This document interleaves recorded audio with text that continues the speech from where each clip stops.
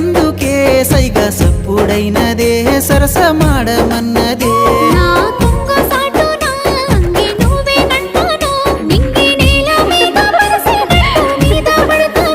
అబ్బా ఎండి పూత పూసినట్టు పిల్లో ఎలిగిపోతున్నావే సుక్క లెక్క మా ఊళ్ళో